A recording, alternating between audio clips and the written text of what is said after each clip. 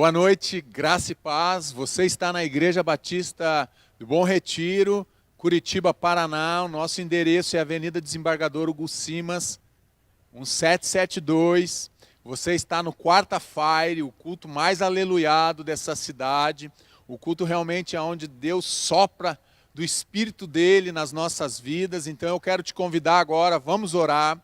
Vamos realmente buscar a presença do Senhor. Mas antes de orar, vai lá e dá um like nessa mensagem, divulga essa mensagem nas tuas redes sociais, para que alcance o maior número de pessoas possíveis. Amém? Vamos orar?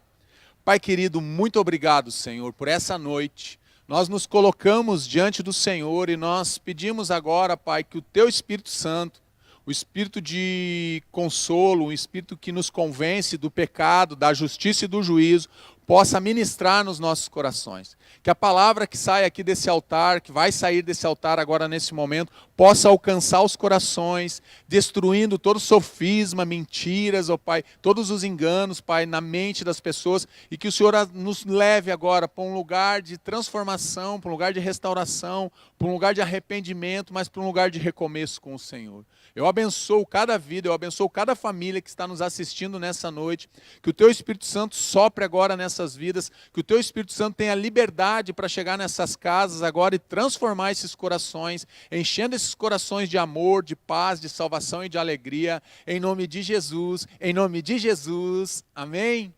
Amém. Agora você pode se assentar, coloque o cinto de segurança, porque nós vamos trazer uma palavra de Deus para a tua vida e para a tua história. E o tema da mensagem, daquilo que eu quero conversar com você nesses minutos, nessa noite, é derrotando o inimigo pelo poder da confissão. Eu quero que você entenda nessa noite, nós vamos conversar sobre o poder de nós confessarmos as nossas culpas. O poder que traz, como nós tiramos a autorização de perseguição de Satanás na nossa vida quando nós confessamos os nossos pecados, mas quando nós, depois da confissão, quando nós abandonamos os nossos pecados. Quando nós realmente nos voltamos para Deus, que é o nosso Senhor, que é o nosso Salvador, e nós confessamos as nossas culpas, nós estamos dizendo, Deus, nós admitimos as nossas culpas e nós precisamos do Senhor. Esse é o propósito dessa palavra nessa noite, te levar para esse lugar de confissão, de quebrantamento, de arrependimento, de mudança de atitude, de mudança de vida. Amém? Eu quero ler a palavra do Senhor, eu quero começar com Neemias. Neemias capítulo 9, verso 1 diz assim: No dia 24 desse mês, se ajuntaram os filhos de Israel com jejum e pano de saco, e traziam terra sobre si. O que eu entendo aqui que Neemias, capítulo 9 de Neemias, Esdras capítulo 9, Daniel capítulo 9, nós vamos ver esses homens de Deus fazendo orações de confissão. E eles vão confessar os seus pecados, eles confessam os pecados também da nação. Mas interessante é que em Neemias ele começa com um jejum, e era uma prática de pano de saco de cinza, e traziam terra sobre si, em sinal de humilhação, de vergonha, daquilo que eles fizeram, dos pecados que eles praticaram, então eles tinham essa prática. E eu entendo uma nação jejuando.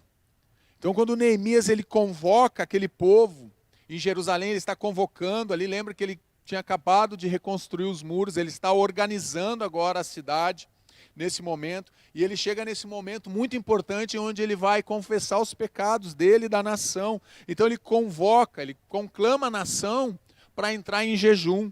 Eu quero que você pense agora, imagina uma família, a tua família, a minha família unida num propósito de jejum, unida pelo jejum, mas com um propósito.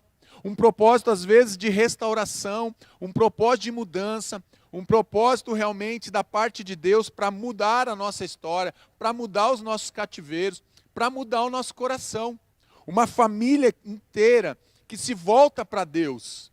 Pai, mãe, filho, irmão, tio, tia, vô, vó, toda a família se voltando realmente para esse propósito em comum de buscar a Deus, para realmente mudar a sua vida, mudar o seu coração, ou seja, estar mais próximo de Deus. É isso que Neemias começa nos orientando nessa noite. E o verso 2 desse capítulo diz: os da linhagem de Israel se apartaram de todos os estranhos. Então é para quem era da linhagem de Israel. Puseram-se em pé e fizeram confissão dos seus pecados e das iniquidades dos seus pais. Olha que interessante, então eles se separam, é como você pegar a tua linhagem, é como você pegar a tua família, o teu núcleo familiar, e você dizer, nós vamos agora confessar os nossos pecados. Nós como família, eu e a minha família, eu, a minha esposa, os meus filhos, agora nós nos separarmos e dizemos assim, nós vamos confessar os nossos pecados. Nós vamos confessar as iniquidades dos nossos pais, dos nossos avós, daqueles que vieram antes de nós. Entenderam então a sua corrupção. O que Neemias está fazendo aqui, ele está dizendo, olha, nós somos corruptos, nós estamos sendo corruptos com relação ao pecado e com relação à aliança com Deus, e dos seus pais também, porque essa corrupção não começou agora. O cativeiro babilônico não começou agora, esse cativeiro veio sobre aquele povo por causa do pecado, mas não começou apenas na linhagem de Neemias, já vem dos seus pais, é isso que ele está dizendo. E nós vamos confessar as nossas culpas. As famílias deveriam se voltar para Deus e devem se voltar para Deus e ter um tempo de confissão. Confesse as tuas culpas, confesse os teus pecados em família. Qual foi a última vez que você confessou os teus pecados diante de Deus e diante daquelas pessoas que você ama? Qual foi a última vez que você confessou para a tua esposa e pediu perdão para ela? Olha, eu fui grosso com você, eu fui mal educado, eu fui ríspido, eu fui violento com as palavras, eu te desonrei, eu quebrei a aliança, eu não poderia ter feito isso, mas eu fiz. Esse tempo de confissão, ele atrai a presença de Deus sobre a nossa vida, é isso que Neemias está dizendo. Neemias 9:3. Levantando-se no lugar, leram no livro da lei do Senhor. Então eles leram qual livro? O Pentateuco, eles leram o livro da lei do Senhor, o seu Deus. Uma quarta parte do dia, em outra quarta parte dele, eles fizeram o quê? Confissão e adoraram o Senhor seu Deus. Olha só que algo maravilhoso que esse homem está nos ensinando, que essa nação está nos ensinando. 3 horas de leitura da palavra. Você já imaginou você ficar 3 horas lendo a Bíblia? É isso que eles fazem. Então eles pegam ali, eles levantando-se no lugar, eles ficaram de pé durante todo aquele tempo, lendo a lei do Senhor, conhecendo a Escritura, conhecendo a palavra de Deus. Precisamos conhecer a palavra do nosso Deus, precisamos conhecer o que Deus pensa a nosso respeito, precisamos entender e conhecer a palavra de Deus, para nós entendermos muitas coisas que acontecem na nossa vida. Nós precisamos nos voltar para a palavra de Deus. É isso que esse homem está dizendo, eles passam 3 horas lendo a palavra. Quanto tempo você tira lendo a palavra durante o dia, durante a semana, durante um mês? Qual o teu período que você lê a Bíblia? Quanto tempo você fica estudando e meditando na palavra de Deus para conhecer o propósito de Deus para a tua vida, para conhecer a intenção de Deus para a tua vida e para a tua família? Quanto tempo você fica lendo a palavra de Deus? E 3 horas de confissão e adoração. Esses homens, eles pegam 6 horas do dia deles, eles separam 3 horas então para a leitura, e agora eles separam as próximas 3 horas, eles vão ter um tempo de confissão de pecados, eles vão ter um tempo de adoração ao Senhor, confessando as suas culpas, confessando a culpa dos seus pais, o porquê que a nação está vivendo daquela forma. Então, Neemias, ele tem essa preocupação. Ele entende que tudo que eles estão colhendo ali naquele momento de desolação, que Jerusalém e que eles tinham ido para o cativeiro, isso vinha como uma resposta do pecado. Isso veio como uma resposta à desobediência do povo. Então Neemias, ele tem essa intenção no coração dele. Deus coloca, olha, você precisa confessar os seus pecados, Neemias. E ele se inclui junto com a nação e ele passa 3 horas confessando os seus pecados e adorando ao Deus. Quanto tempo eu e você passamos confessando os nossos pecados? Quanto tempo nós passamos adorando o nosso Deus, entendendo que não tem nada a ver conosco, mas tem a ver com Ele. Não é o que eu sou, mas é quem eu sou em Deus. E é por isso que eu preciso me aproximar dEle, mas para mim me aproximar de um Deus que é santo, eu preciso estar santificado. Eu preciso estar purificado dos meus pecados, então eu preciso ter um momento de confissão, de abandono dos pecados. É isso que Neemias está nos ensinando aqui. Ele está nos dando a direção de como nós vencemos o inimigo com o poder da confissão, como a confissão traz um poder de Deus sobre a nossa vida, quando Deus olha para nós e vê no nosso coração um arrependimento sincero. daquilo que nós praticamos, dos pecados, das ofensas, das intrigas, das loucuras, das intrigas, das blasfêmias, dos palavrões que saem dos nossos lábios, das quebras das alianças que nós praticamos. Neemias 9, 4 e 5, mas ele vai além. Aqui ele coloca a lista de homens, de levitas, dizendo Jesua, Bani, Cadmiel, Sebanias, Buni, Serebias, Bani e Kenanes. Só nome para você escolher um aí para botar nome no teu filho. Se puseram em pé no estrado dos levitas, ou seja, se colocaram em pé na plataforma dos levitas e clamaram em alta voz ao Senhor seu Deus. Esses homens, então, eles clamam em alta voz o quê? O favor de Deus. Eles querem realmente ter a sua vida purificada. Eles querem ter a sua vida transformada naquele momento. Mas eles entendem que esse processo de confissão é indispensável para alguém que quer ser justificado. Para alguém que quer ser transformado, precisa ter essa confissão. Aí os levitas, ele repete alguns nomes ali. Levantai-vos, bendizei ao Senhor, o vosso Deus, de eternidade em eternidade. Então se disse, bendito seja o nome da tua glória, que ultrapassa todo bendizer e louvor. Esses homens, então, eles entendem que, além de confessar os pecados, eles precisam bendizer, eles precisam louvar a Deus, eles precisam adorar a Deus. E eu quero te fazer uma pergunta com muito carinho nessa noite. Você é alguém, diante da dificuldade, diante dos problemas, diante das inquietações que roubam às vezes a nossa alegria, que geram preocupações na nossa alma, você é alguém que consegue bendizer a Deus? Você é alguém que consegue louvar a Deus? Você é alguém que consegue adorar a Deus? Nos momentos de crise, nos momentos de dor, nos momentos de perda, nos momentos mais difíceis da nossa vida, da nossa existência, somos homens e mulheres que conseguem levantar e bendizer o nome do Senhor? Conseguimos adorar o Senhor? Nos momentos de crise, de dor, porque é isso que Neemias está nos ensinando, é isso que esses homens, esses levitas estão nos ensinando nessa noite, que nós precisamos nos voltar para Deus. Eles precisaram se voltar para Deus. Não bastava apenas reconstruir os muros para trazer uma certa proteção para a cidade de Jerusalém, não. Precisa se voltar para Deus. Não adianta apenas você ter um emprego, não vai adiantar apenas você ter o teu casamento restaurado. Isso é bom, lógico que é bom ter um casamento restaurado, lógico que é bom ter um emprego, é muito bom.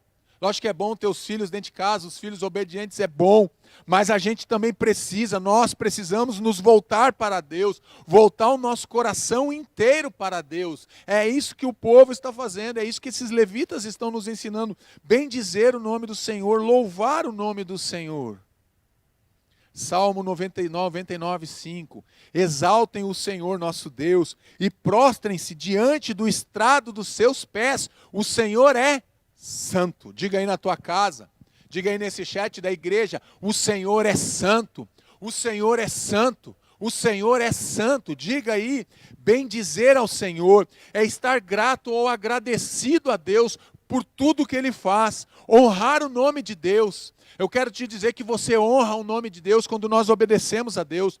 Nós honramos o nome de Deus, nós bendizemos o nome de Deus quando nós fugimos do pecado.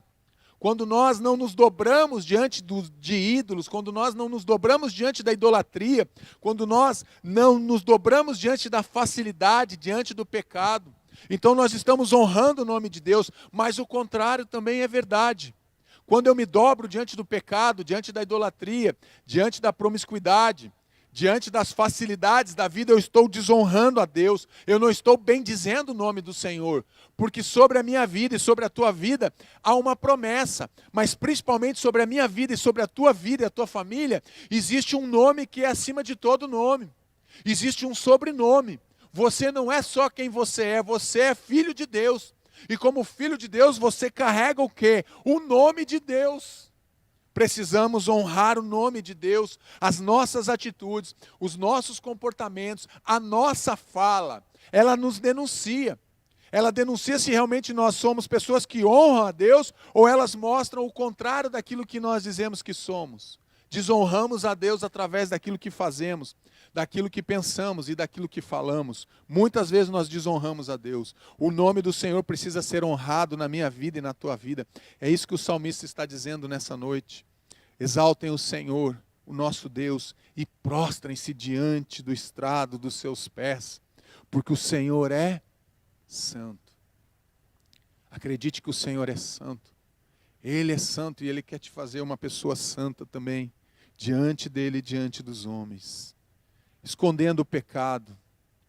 Quem esconde os seus pecados não prospera, mas quem os confessa e os abandona encontra o quê? Misericórdia. Um texto bem conhecido de Provérbios 28:13.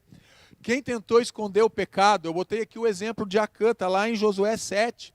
Acã, ele é tentado a pegar barras de ouro, a pegar uma taça, a pegar uma capa, algo que Deus condenou, algo que Deus disse para eles, olha, destruam a cidade de Jericó, não pegue nada dali, não pegue nada dessa cidade, eu não quero que vocês peguem, não se contaminem com aquelas coisas que foram consagradas a outros deuses, e ele foi tentado por aquilo que ele viu, a cobiça dos olhos, e ele foi lá e escondeu no meio das coisas dele.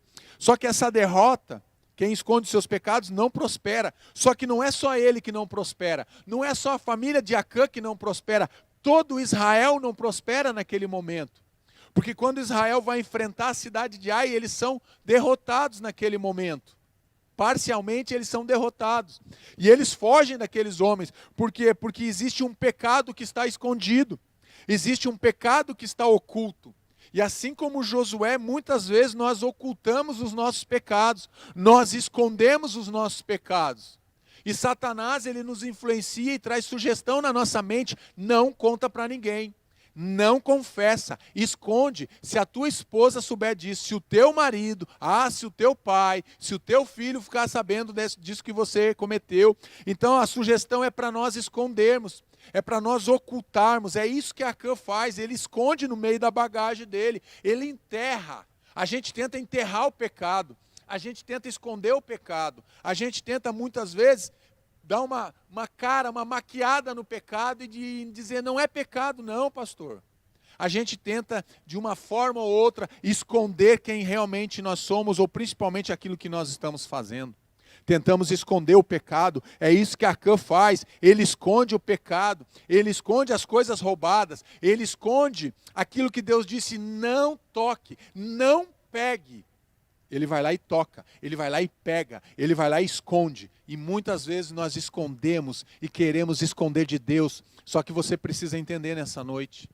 Não tem nada escondido, não tem nada oculto diante de Deus. Deus sabe todas as coisas. Deus conhece o teu coração. Ele sabe as inclinações do teu coração. Deus sabe todas as coisas. Deus sabia que Acã tinha escondido, mas não houve confissão de Acã. Quando ele foi confrontado, ele só confirma, mas não é uma confissão de arrependimento, não. Ele precisou esperar sair a sorte, ser lançada a sorte que Josué lançou, até chegar na família dele, até Josué perguntar, o que foi que você fez, meu filho? Quando o pai chega para o filho, o que foi que você fez? Pastor, mas a carne é fraca. Eu tive que aproveitar aquela oportunidade, aquele dinheiro ia entrar na minha conta tão fácil, eu só precisava emprestar o meu nome. Eu só precisava dar o número da minha conta, pastor. E entrou esse dinheiro e agora eu estou com esse problema. Esse dinheiro foi desviado. Esse dinheiro é de fraude. E você agora tem um grande problema. Foi isso que aconteceu com Acã. Ele tenta esconder o pecado. Não teve uma confissão voluntária, é isso que Provérbios está dizendo, mas quem confessa e abandona encontra misericórdia. Por que Acã não encontrou misericórdia? Porque ele não confessou e ele não abandonou, por isso ele não encontrou misericórdia. Ele não teve uma confissão voluntária, não partiu dele. Quando ele viu que o exército foi derrotado, ele deveria ter chegado em Josué e dito, Josué, eu quero te dizer uma coisa, eu pequei, eu errei. Uma confissão voluntária, confesse.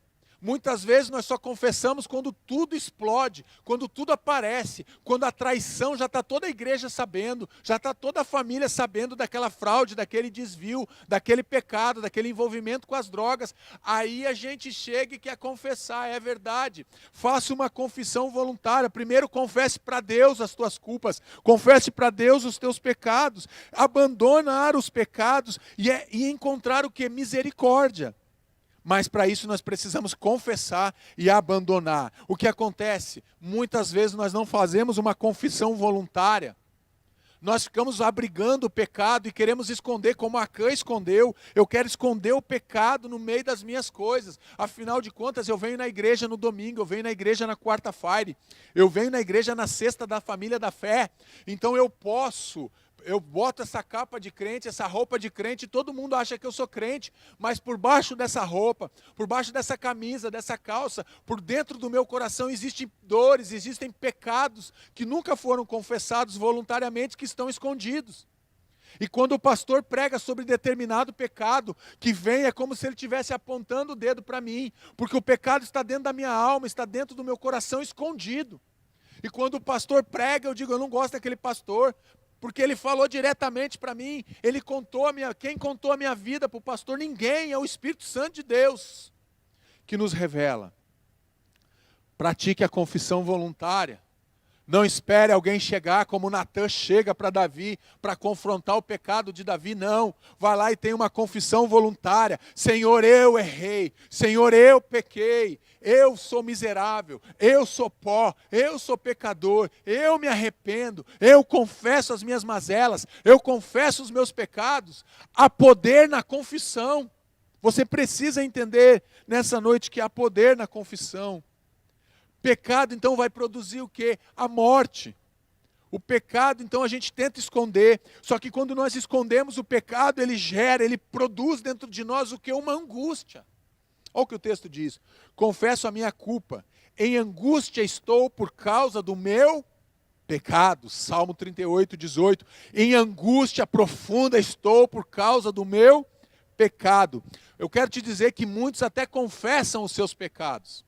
Muitas pessoas até confessam, mas são poucos, muito poucos que estão dispostos a abandonar o pecado. A confissão é importante, sim, é muito importante no processo, mas o abandonar o pecado também é muito importante.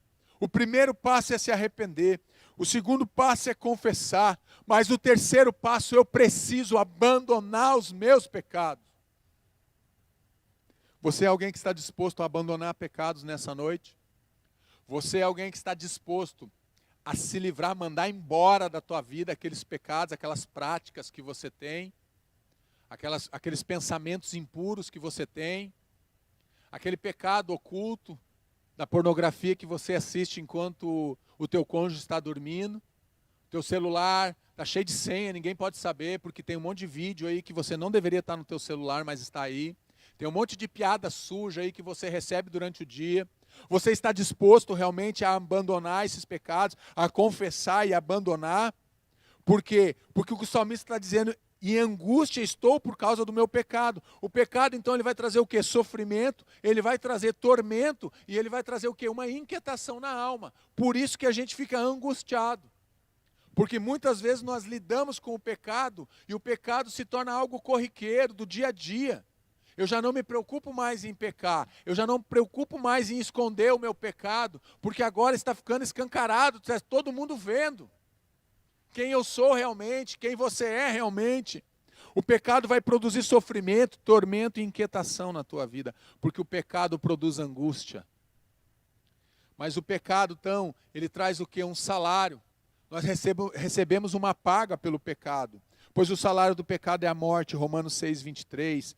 O que é essa morte, pastor? É uma separação eterna de Deus.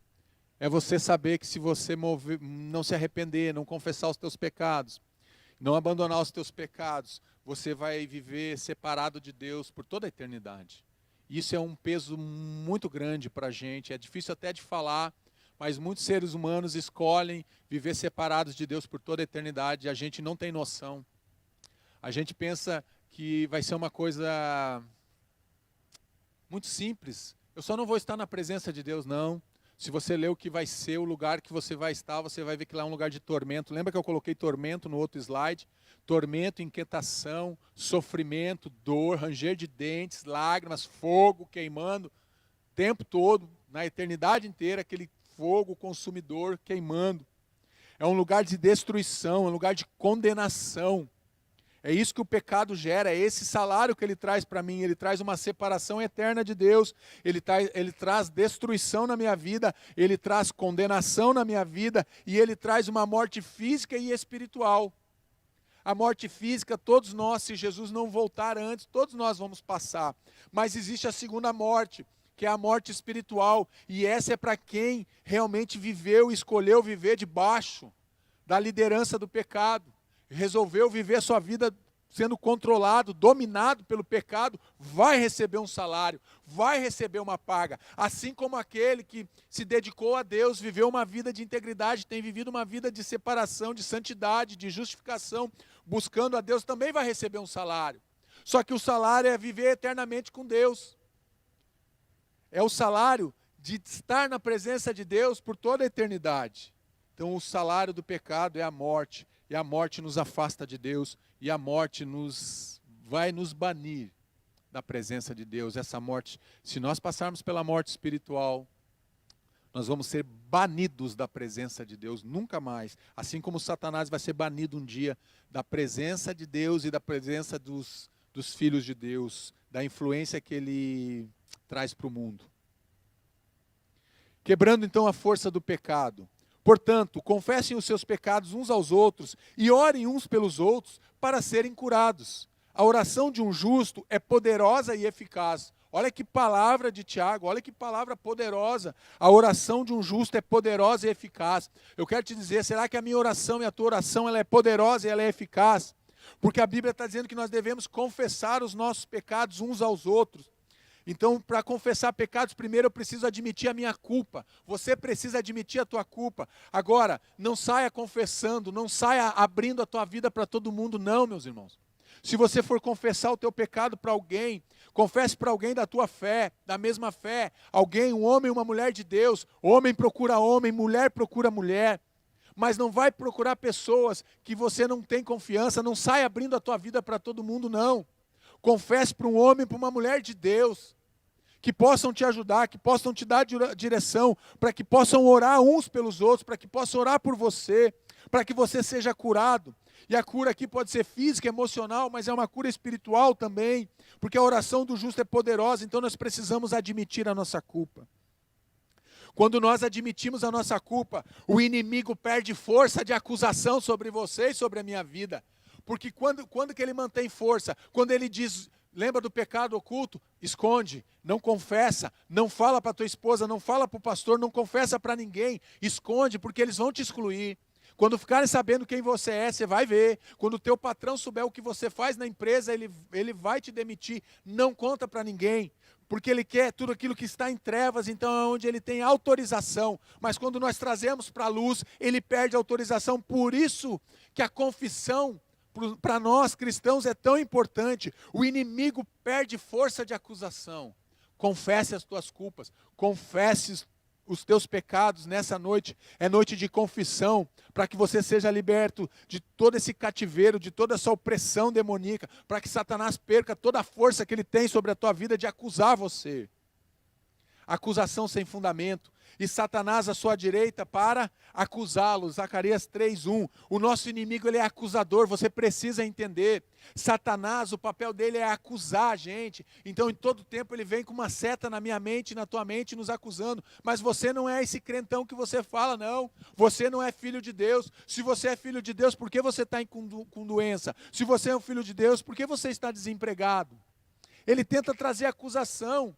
Olha, esse pecado aí não é problema, não, pode cometer, Deus não vai te condenar por causa dessa mentira, não. Então a acusação sem fundamento, o inimigo acusador tenta acusar quem? Os escolhidos de Deus. Quem ele tenta paralisar? Quem ele tenta acusar? Eu e você. Ele tenta acusar você, ele tenta acusar a tua esposa, ele tenta acusar a tua família, ele tenta me acusar. Porque o papel dele é ser acusador. Só que ele sabe que ele foi derrotado. Satanás, Ele sabe que ele foi derrotado, mas a mentira, o engodo está em ele dizer que ele tem liberdade para destruir a nossa vida. E muitas pessoas, infelizmente, mas muitas pessoas, elas ficam com muito mais medo de Satanás e do que Satanás pode fazer contra elas, do que realmente temer a Deus e buscar a Deus e estar vivendo nos caminhos do Senhor, para buscar a proteção de Deus. Ela se preocupa tanto, mas pastor, está tendo um levante lá em casa, Satanás está furioso. Meu irmão, ele está furioso com qualquer crente que ora. Com qualquer cristão que busca a Deus, ele vai ficar furioso. Porque ele sabe que quando eu busco a Deus, quando você busca a Deus, quando nós jejuamos, quando nós oramos, quando nós confessamos os nossos pecados, quando nós abandonamos os nossos pecados, ele perde força de acusação na nossa vida. E ele sabe que nós vamos ser usados como uma bomba atômica nas mãos de Deus. Um homem e uma mulher cheio do Espírito Santo de Deus não tem medo de Satanás. Um homem e uma mulher cheio do Espírito Santo de Deus, cheio do fogo do Senhor, ele não tem medo do inimigo, ele avança, porque ele tem uma promessa sobre ele, e a promessa não é do inimigo, mas é uma promessa de Deus. Você tem uma promessa que Deus deu para você, você tem uma promessa que você recebeu de Deus, que você é bendito nele. O inimigo já foi derrotado, então ele vem com uma acusação sem fundamento, mas nós acreditamos nessa acusação. Muitas pessoas, mas muitos homens e mulheres de Deus, escutam a acusação do inimigo e acreditam realmente que são condenados, porque ele é condenado e ele tenta dizer que todo mundo vai ser condenado como ele é condenado. É uma mentira, nós somos justificados por Jesus. O inimigo derrotado, o diabo que as enganava, foi lançado no lago de fogo que arde com enxofre, onde já haviam sido lançados a besta e o falso profeta, e eles serão atormentados dia e noite, para todo sempre. Podia trocar essa palavra para todo sempre por toda a eternidade. Apocalipse 20:10, marca o fim do inimigo. Lembra que eu falei lá atrás? Marca o fim do inimigo e da sua perseguição ao povo de Deus. Quando Jesus vier e arrebatar a sua igreja, e Jesus realmente lançar a besta, lançar o falso profeta, lançar o inimigo no lago do fogo que arde com enxofre, ali termina, é marca do fim da perseguição de Satanás sobre o povo de Deus. Acaba a sua influência no mundo. Isso vai acontecer.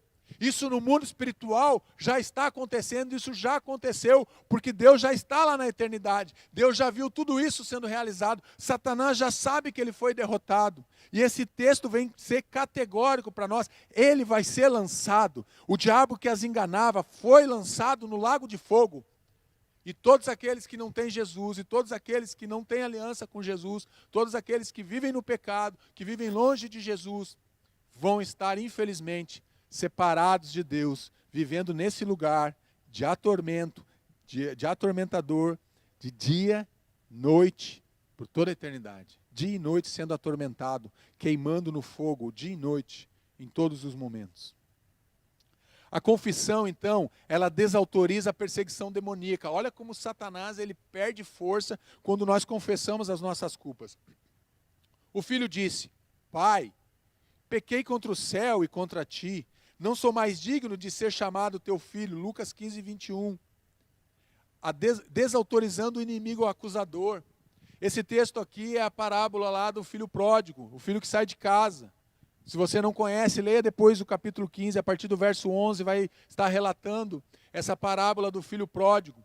O menino perde a herança para o pai, ele pede a sua herança para o pai, sai de casa e gasta todo o dinheiro, e vai parar no chiqueiro e volta para casa, e ele agora quer ser tratado como um escravo, ele quer ser tratado agora como um empregado do pai. Mas o texto anterior a esse diz que o pai, o vendo, corre em direção dele, o pai se lança nos braços do filho, abraça o filho, beija o filho, e o pai traz o filho. Então ali está acontecendo o quê? Quando o filho faz essa confissão: Pai, eu pequei contra o céu, e eu pequei contra ti. Ele está o quê? Desautorizando o inimigo acusador. O inimigo perdeu a força. O inimigo tinha força enquanto aquele menino estava dentro do chiqueiro, enquanto ele estava vivendo aquela vida. Mas no momento em que o menino se arrepende, que aquele jovem se arrepende, no momento em que ele confessa, no momento em que ele volta e abandona o pecado, o inimigo perdeu a força de acusação. É isso que o texto está dizendo. A confissão, então, desautoriza essa perseguição sobre a nossa vida. O poder do amor de Deus, olha que lindo esse texto. Mas o pai, Lucas 15:22, disse aos seus servos: depressa, corram, mas muito rápido mesmo, tragam a melhor roupa e vistam nele, coloquem também um anel em seu dedo e calçado em seus pés. O pai restaura a posição do filho diante dos escravos. O pai nem deixa o filho terminar. Quando o filho diz: pai, pequei contra o céu e pequei contra ti, já não sou digno de ser chamado teu filho, me trata como um dos teus empregados. O pai fala: para tudo, tragam depressa, me tragam logo uma roupa, traz logo o anel, traz logo o sapato, traz logo a roupa para esse menino, porque ele é meu filho. O pai então restaura a posição de filho diante dos escravos. Você é filho de Deus, não esqueça dessa verdade. Você que me escuta nessa noite, eu quero te dizer, você é filho amado de Deus. O poder do amor de Deus é um poder que restaura o ser humano. O poder do amor de Deus é o poder que levanta o ser humano, que levanta o abatido, tira o homem do chiqueiro, tira o homem do pecado, tira o homem daquela condição miserável de vida e transporta ele das trevas para o reino da luz. O poder do amor de Deus sobre a tua vida. Você é filho de Deus, não se esqueça dessa verdade. Não se esqueça desta verdade, você é filho de Deus. Você é um filho amado do Pai. Muitos não acreditam que são filhos amados do Pai. Muitos têm dúvida por causa do pecado, da mentira que está na mente, das fortalezas, das algemas, das prisões que foram construídas na mente, dizendo que eu não posso mais ser filho, eu não sou digno. Muitos chegam diante de nós como esse filho chegou diante do pai: pastor, eu não sou digno de ser chamado filho de Deus, eu não sou digno porque eu nunca tive um pai, eu fui órfão, eu passei uma orfandade espiritual, passei uma orfandade paterna, eu não conheci meu pai, eu não sou digno de chegar diante de Deus, eu cometi tantas coisas, eu vivi uma vida toda distorcida, eu vivi uma vida atolada no pecado, eu pratiquei toda sorte de pecado, pastor, que você possa imaginar, eu pratiquei. Eu celebrei um monte de alianças, pastor. Longe de Deus, eu fiz coisas que muitas pessoas não acreditariam, mas eu tive todo tipo de envolvimento. Eu quero te dizer uma coisa para você que está me escutando nessa noite. A aliança de Cristo, uma aliança com Jesus Cristo é suficiente, porque ela é superior a todas essas alianças. Esse menino se sentia indigno. Já não sou digno de ser chamado teu filho. Você pode estar chegando agora na presença de Deus, escutando essa mensagem e pensando a mesma coisa, dizendo: pastor, eu não sou digno de ser chamado filho de Deus. Eu quero dizer que isso é uma mentira. Você é filho de Deus. Você é filho amado de Deus. O poder do amor de Deus, o poder da confissão. Se você confessar com a sua boca que Jesus é o Senhor e crer em seu coração que Deus o ressuscitou dentre os mortos, será salvo, pois com o coração se crê para a justiça e com a boca se confessa para a salvação. Olha que texto lindo de Romanos 10. Jesus ele fez expiação na cruz por nossos pecados. Jesus ele vem fazer o que? A reconciliação. Você, olha o poder da confissão. Se você confessar com a sua boca, você precisa confessar. Você precisa dar nome ao teu pecado. Dê nome ao teu pecado, meus irmãos. Pare com esse negócio. Senhor, perdoa a minha multidão de pecados. Eu já ouvi essas orações há muito tempos atrás na igreja. Senhor, perdoa a minha multidão de pecado. Que papo é esse? Confessa o teu pecado, dá nome ao teu pecado. O meu nome, oh, Pai, o nome do meu pecado é a mentira, Senhor. O nome do meu pecado é a falácia, é o engano, é a defraudação, é o roubo, é a impureza, é olhos altivos, é olhos assanhados. O meu pecado, Senhor, é a rejeição, é o abandono. O meu pecado é a maledicência, é a fofoca. Dê nome ao teu pecado. Pare de dizer, pecado como se fosse algo genérico. Não. Dê nome ao teu pecado, confesse o teu pecado, abandone o teu pecado, porque há poder quando nós confessamos as nossas culpas, quando nós confessamos os nossos pecados. Nós vamos alcançar a graça e a misericórdia de Jesus, o poder dele nas nossas vidas, o poder da confissão. Justificados por Deus, nós somos justificados por Deus. Quem fará alguma acusação, presta atenção, Coloca 2 cintos de segurança. O pastor Lobo manda a gente colocar o cinto de segurança quando ele vai falar alguma coisa muito importante. Eu quero te dizer agora, coloca 2 cintos de segurança para você não bater e não se machucar aí na tua casa. Quem fará alguma acusação contra os escolhidos de Deus? Ele está fazendo uma pergunta aqui. É Deus quem os justifica, meus irmãos. Quem vai fazer alguma acusação contra você? Quem é o inimigo para fazer alguma acusação contra você, para fazer alguma acusação contra mim? Porque se nós somos justificados por Deus, Deus nos declara justo. O que é justificar? Deus está nos declarando justos diante do mundo espiritual, diante das pessoas, diante do mundo do reino das trevas. Quem vai condenar quem Deus justificou? Eu quero te fazer essa pergunta. Quem vai te condenar se Deus te justificou? Através do sangue do Cordeiro, quem vai te condenar? Quem vai me condenar? Deus é que estabeleceu as regras para justificar o homem. Foi Deus que estabeleceu as regras. Foi Deus que decidiu, a justificação vai vir através do sangue do meu filho. A justificação e a salvação vai vir através do sangue do Cordeiro. Foi Deus que estabeleceu essas regras para justificar o homem. Quem é que vai poder acusar o homem se Deus já declarou que nós somos justificados no Filho dele? Nós somos justificados em Jesus Cristo. Ninguém pode te condenar. Acredite nessa palavra. Acredite nessa verdade. A teu respeito, você foi justificado por Deus. Eu e você, nós somos justificados pelo poder de Deus, pelo sangue da cruz, pelo sangue do Cordeiro, pelo sangue de Jesus. Nós somos justificados e nós nos tornamos puros e nós nos tornamos limpos, sem acusação. Quando nós confessamos. Você está entendendo o poder da confissão dos teus pecados? Você está entendendo que você vai ser justificado? Você está entendendo que o amor de Deus te alcança quando você confessa os teus pecados? Você está entendendo? Justificados por Deus. Continua o texto de Romanos 8. Quem os condenará? Paulo faz mais uma pergunta. Foi Cristo Jesus que morreu. E mais, não só morreu, mas que ressuscitou. E está à direita de Deus e também intercede por nós. Olha o complemento que ele traz. Quem os condenará? Quem pode te condenar? Quem pode me condenar? Foi Cristo Jesus que morreu, e mais, que ressuscitou, e Ele está à direita de Deus, e Ele intercede por nós. Jesus, Ele intercede por nós. Jesus, Ele realmente está à direita do Pai, está dizendo, está vendo o meu filho? Olha lá o meu filho, ele está realmente confessando os pecados, Deus. Ele está abandonando os pecados, ele está recomeçando. Vamos recomeçar de novo com ele, de novo. É alcançada por meio do sangue do Cordeiro.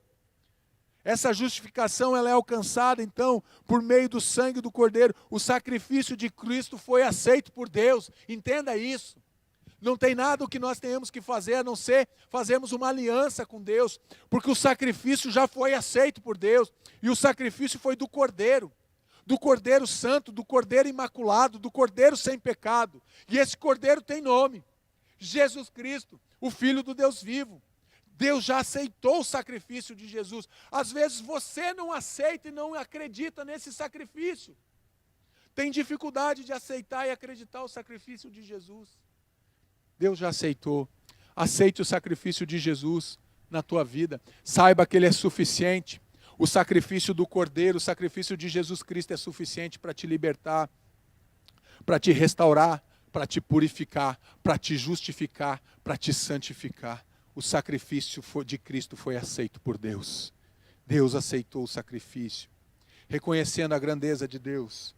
Só Tu és Senhor. Agora eu volto para Neemias. Eu comecei em Neemias e eu quero terminar em Neemias para você entender o que Neemias fez. Então Neemias começa bendizendo e exaltando o nome de Deus na sua oração. E agora ele caminha um pouco e ele vai reconhecendo a grandeza de Deus. Só Tu és Senhor. Fizeste os céus, os mais altos céus e tudo que neles há.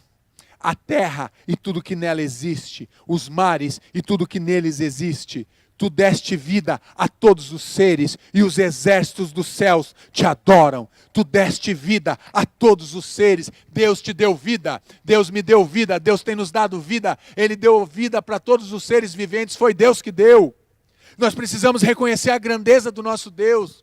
Não nos intimidarmos com a pequenez do nosso inimigo, não. Mas reconheça a grandeza do teu Deus, reconheça a grandeza de Jesus. Neemias declara que Deus é o Criador de todas as coisas, é isso que ele está declarando nesse texto. Ele declara a grandeza do Deus Criador. Nós precisamos declarar a grandeza. Precisamos declarar as grandezas do nosso Deus Criador, que nos deu e tem nos dado vida. Deus tem dado vida a você, Deus tem dado vida a nós. Declare as grandezas, reconheça a grandeza do Senhor na tua vida. Reconheça essa grandeza de Deus. E recebemos as bênçãos de Deus. Reconhecemos as grandezas de Deus. E agora nós recebemos, então recebendo o quê? As bênçãos de Deus. Neemias 9:20. Deste o teu bom espírito para instruí-los. Deus tem dado o espírito dele para nós, para nos ensinar. Deus tem dado o Espírito Santo de Deus para nos instruir, para nós caminharmos com Ele, para Ele nos ensinar toda boa obra, para nós andarmos com Deus. Não retiveste o teu maná, que é o que os alimentava, e deste-lhe água para matar a sede. Neemias 9:20. O que Neemias está fazendo aqui? Neemias, então, ele adora o Senhor.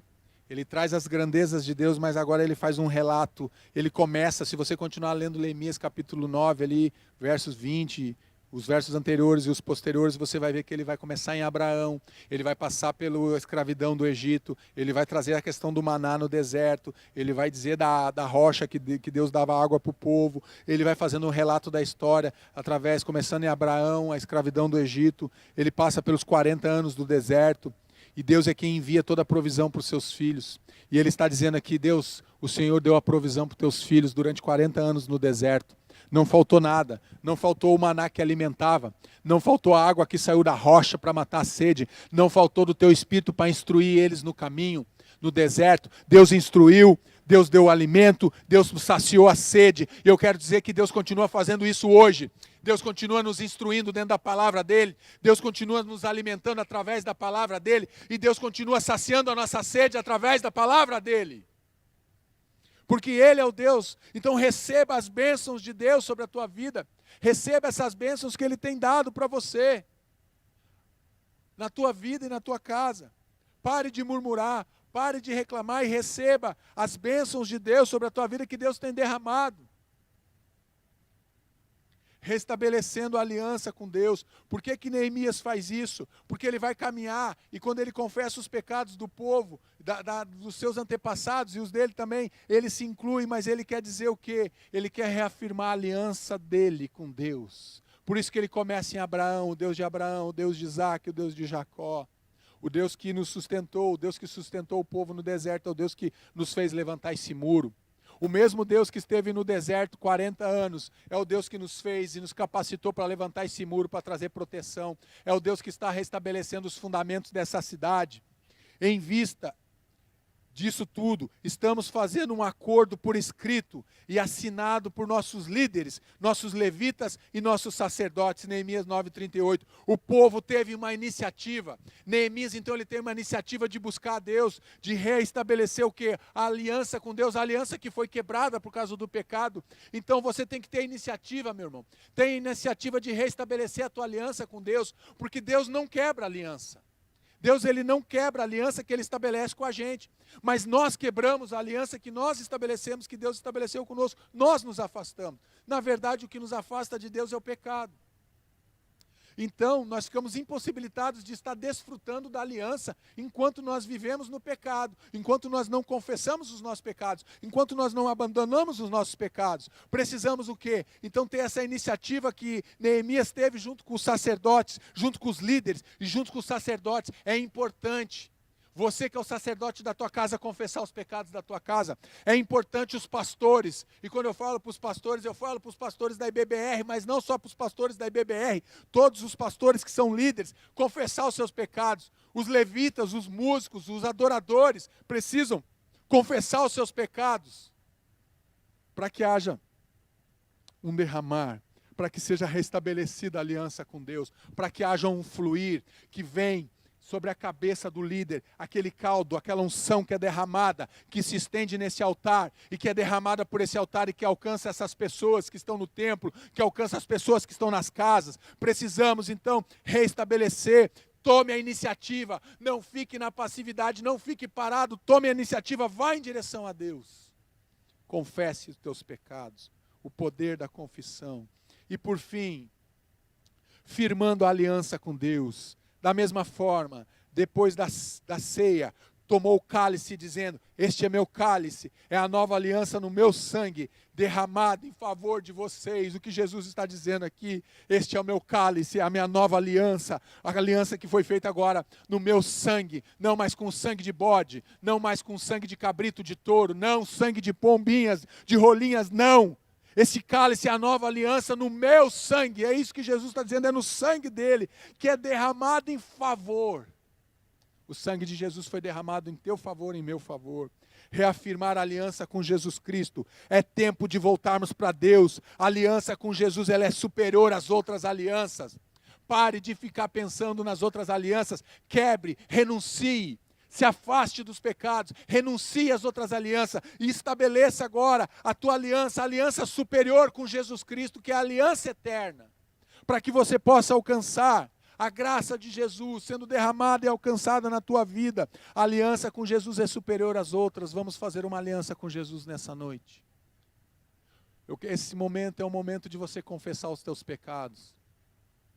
Confesse os teus pecados aí na tua casa. Confesse os teus pecados aí na tua sala, no teu quarto, onde você está agora assistindo essa mensagem. Confesse os teus pecados. Há poder na confissão. Há poder na confissão, você desautoriza aquele espírito de perseguição, derrotando o inimigo pelo poder da confissão. Deus está te dando a oportunidade de você derrotar o inimigo nessa noite, através do poder da confissão. Confesse os teus pecados, confesse as tuas culpas, confesse, rasgue o teu coração, fale a verdade. Deus já sabe tudo que está no teu coração, Deus sabe aonde você tem andado, Deus sabe o que você tem visitado, Deus sabe o que você tem falado, Deus sabe aonde você tem feito alianças, mas Deus quer ouvir de você a confissão, porque quando você confessa, você tira o poder de acusação de Satanás sobre a tua vida. Arranque esse poder das mãos de Satanás nessa noite, confesse as tuas culpas, confesse os teus pecados, se volte para Deus, faça essa confissão voluntária, busque a Deus nessa noite. É noite de confissão, é noite de arrependimento, é noite de mudança de vida, mas abandone os teus pecados. A confissão é uma das partes, é importante. O arrependimento, a confissão, mas a mudança de vida também é importante. Vamos orar? Vamos confessar as nossas culpas, vamos confessar os nossos pecados, vamos abandonar os nossos pecados, vamos derrotar o inimigo pelo poder da confissão. Feche teus olhos. Abrace quem está aí do teu lado, pegue na mão, mas ore, confesse. É noite de perdão, é noite de recomeço, é noite de restauração, é noite de confissão. Pai querido, muito obrigado, Deus, por esse tempo em que nós meditamos aqui no poder da Tua palavra, Senhor. Entendemos o poder da confissão, que nos aproxima do Senhor. Quando nós confessamos, Pai, os nossos pecados, quando confessamos as nossas mazelas, Pai, nós estamos arrancando todo o poder de acusação de Satanás contra a nossa vida. Então nós queremos confessar as nossas culpas nessa noite. Pai, eu quero confessar as minhas idolatrias, Pai, em nome de Jesus. Eu quero confessar os meus pecados, eu quero te pedir perdão. Por todos os maus pensamentos, Pai, eu quero te pedir perdão, Senhor. Eu quero te pedir perdão por toda palavra frívola, Deus, que sai dos meus lábios, eu quero te pedir perdão. Eu quero te pedir perdão por toda a dureza do meu coração, Senhor, nessa noite. Eu quero te confessar, Senhor, os meus maus pensamentos, as minhas inclinações para a carne. Eu quero te pedir perdão nessa noite, Senhor. Quero te pedir perdão, Pai, pelos pecados de quebra de aliança com o Senhor e com as pessoas que caminham comigo. Eu quero te pedir perdão. Quero te pedir perdão por toda a ignorância, por toda a violência, por todo o abandono, por toda a rejeição. Eu quero te pedir perdão, Senhor. Eu quero confessar os meus pecados diante do Senhor. Quero confessar, Senhor, que o meu coração muitas vezes é uma fábrica de ídolos. Pai, eu quero confessar os meus pecados. Pai, eu quero te confessar. Eu quero te pedir perdão, Deus, por todas as vezes que eu duvidei do teu amor, que eu duvidei do teu cuidado, da tua provisão, do teu sustento sobre a minha vida. Eu quero te pedir perdão, Senhor. Eu quero te pedir perdão, Senhor, por todas as vezes que eu desonrei o teu nome, Senhor. Que eu não falei o que deveria ter falado, que eu não fiz o que deveria ter feito. Toda vez que eu desonrei, que eu pratiquei pecado, Senhor, que desonrou o teu nome, eu quero te pedir perdão. Quero pedir perdão, Pai, para o meu cônjuge, para a minha esposa, por todas as vezes que eu fui grosso, violento, estúpido, ignorante. Eu quero pedir perdão. Quero pedir perdão para os meus filhos, Senhor, nessa noite, por todas as vezes também que eu fui violento, que eu não tenho paciência, que eu fui estúpido, que eu fui incompreensível com as pessoas e com os meus filhos. Eu quero pedir perdão por toda a falta de carinho, por toda a falta de afeto, por todo o sentimento que gerou no coração deles de abandono, de rejeição. Eu quero pedir perdão nessa noite, Senhor. Eu quero te pedir perdão, Senhor, por todas as vezes, ó Pai, que eu não cumpri no meu contrato de trabalho aquilo que eu deveria cumprir, nas horas de trabalho, todas as vezes, ó Pai, que eu não faço aquilo que é estabelecido pelo empregador, pela empresa, pelo meu chefe, Deus. Eu quero te pedir perdão, porque muitas vezes eu estou roubando o meu patrão quando eu não trabalho a carga horária que eu fui contratado para trabalhar. Eu quero te pedir perdão por todos os desvios na empresa, por todo o espírito de fofoca, de mentira, de falácia, de maledicência. Eu quero te pedir perdão, Senhor, nessa noite. Quero te pedir perdão, Pai, por muitas vezes, ó Pai, não estar vindo na igreja, Pai, estar indo em tantos lugares, mas desistir da fé. Eu quero te pedir perdão.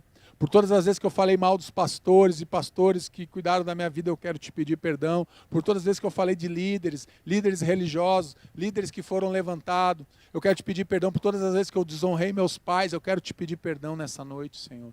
Quero te pedir perdão por todas as vezes que eu quebrei a aliança, Senhor, com o meu cônjuge, todas as vezes que eu menti, todas as vezes que eu enganei, todas as vezes que eu vi sites pornográficos, toda a conversa maldosa, com malícia. Eu quero te pedir perdão por os olhos assanhados. Eu quero te pedir perdão, Senhor, nessa noite, em nome de Jesus. Quero te pedir perdão, Pai, pelos pecados, por muitas vezes ter condições de ajudar as pessoas e não estender as mãos, ó Pai. Eu quero te pedir perdão pelo pecado de omissão. Eu quero te pedir perdão pelos pecados que eu tenho praticado, Senhor. Que o Senhor me justifique, porque eu sou justificado pelo poder do sangue de Jesus. Que o Senhor nos santifique, Deus. Que o Senhor nos leve agora para um lugar de restauração, da manifestação do Teu poder, da Tua glória e da Tua majestade, Senhor. Nós confessamos as nossas culpas e confessamos as nossas mazelas diante do Senhor, Pai. Nós saímos daqui nessa noite, Pai, curados, restaurados agora pelo poder da confissão, em nome de Jesus. Amém? Amém? Agora eu quero orar por você. Você não precisa repetir. Senhor Jesus, abençoa cada vida, Pai, que fez essa oração, que confessou os seus pecados, que confessou as suas culpas, suas mazelas, ó Pai, a sua quebra de aliança. Eu quero abençoar cada vida, Pai, que confessou nessa noite os seus pecados, que abandonou, que decidiu viver agora longe do pecado e viver uma vida santificada ao Senhor.